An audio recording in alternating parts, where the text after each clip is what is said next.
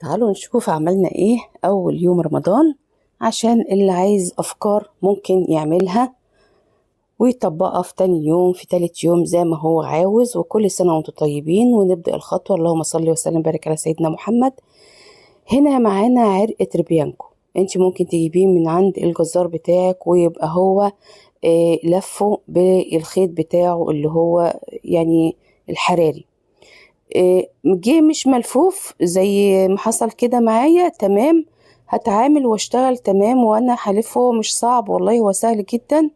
بجيبها كده بالطول الاول وبربطها كويس قوي. بس طول ما انتي بتلفي الخيط خلي ايدك يعني ايه جامدة شوية وانتي بتلفي، عشان الانسجة تتماسك، ما تبقاش كأنك ما لفتيش حاجة. يعني هنلفها كده ويعني بقوة شوية.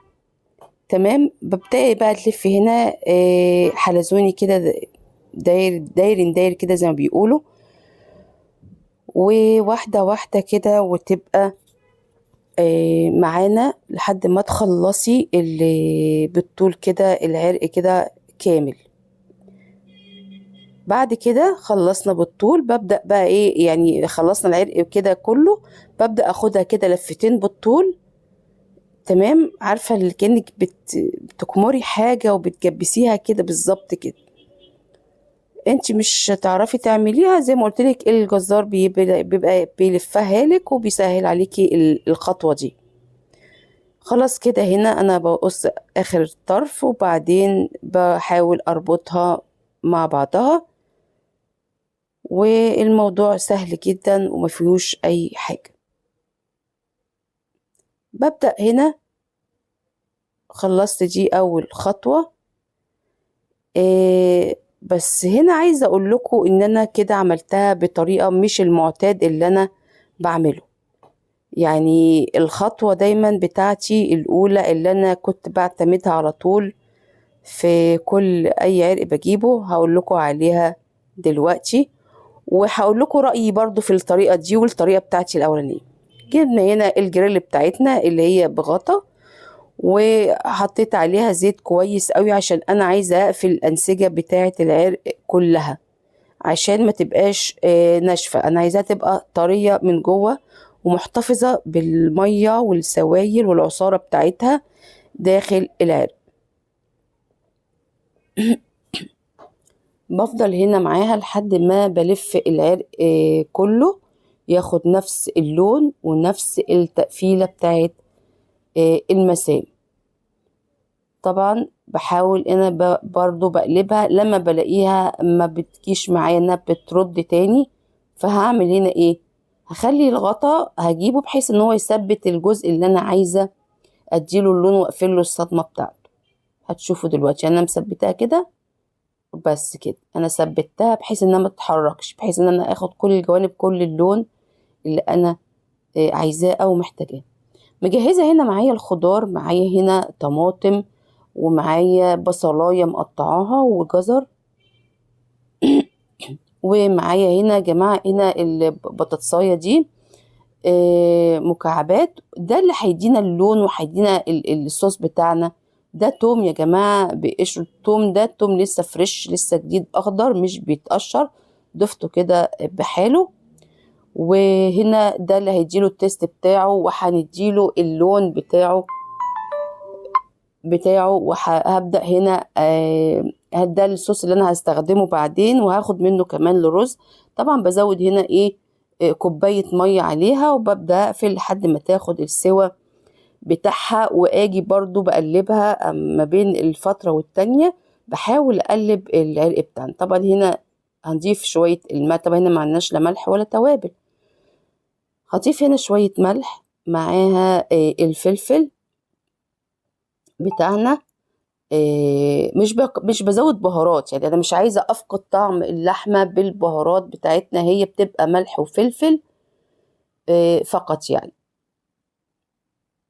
وبعد كده ابدا اتابعها برضو، مش بسيبها كده، بتتابعيها بحيث احتاجت ميه بتديها نص كوبايه بنص كوبايه علشان تدي السوا بتاعها الكامل. تمام.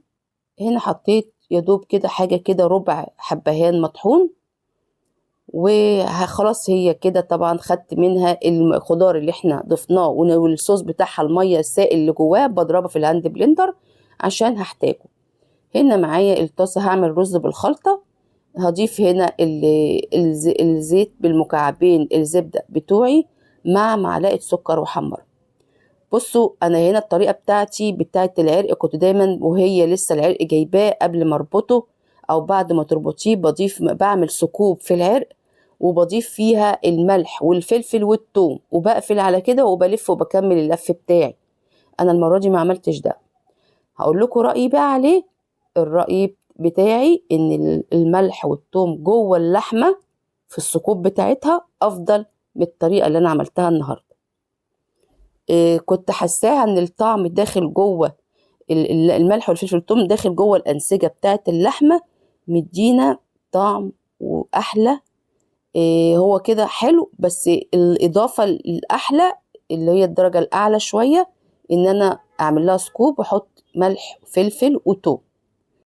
بعد معلقة السكر ما أخدت لون الصويا اللي احنا الدريسنج اللي نزل من اللحمة الباردة ما ضربناها نعمنا شوية كده في الهاند بلندر نعمناه كله وضفنا خدنا منه كده شوية معاه عشان يدينا طعم ولون مع الرز. ومعانا كوبايتين رز على المقدار عليهم كوبايتين مية. وبتضيفي بقى ايه الملح بتاع الرز طبعا. وهبدأ هنا اقلب كده مع الخليط اللي احنا عملناه الصوص بتاع اللحمة الباردة. وهضيف له هنا المية بتاعته اللي هو ياخد فيه السوا. تمام. وهنا ببدأ خلاص كده عندي بقى ايه ضفت شوية ملح على كان هنا عندي برضو كده مقدار نص كوباية لسان عصفور ضفته عليه يستوي مع الرز برضو بيبقى حلو جدا. واللون بتاعه هو كده كده متحمر واخد اللون بتاعه. معانا شوية بهارات حلوة قوي معاكي برضو بتديكي طعم وبتزود بتعزز الطعم بتاعه. هنا اللحمة استوت معانا اهيت. ببدأ افك طبعا الرباب بتاعها وبقطعها طرنشات. هنا بحمر معايا بقى شوية لوز كده عشان اضيفه على الرز بتاعنا مع شوية بقى الزبيب. كنت انا نقع طبعا الزبيب قبلها عشان في مية وبعد كده صفيته وهضيفه على اللوز ياخد له كده ايه لون كده خفيف. وبعد ما خد اللون الخفيف ضفنا كنت برضو معايا كبد وحطيتها عليها برضو خدت معاهم تشويحة مع اللوز والزبيب عشان اضيفه على ازين بيه الرز اللي بالخلطة بتاعنا. والف هنا وشفا ولايك وشير. يلا حبايبي معايا وكل سنة وانتم طيبين يا رب والف هنا وشفا على قلوبكم. يلا جربوه وقولوا رأيكم فيه ايه. بصوا شكله ولونه وشوربة لسان عصفور طبعا. الف هنا.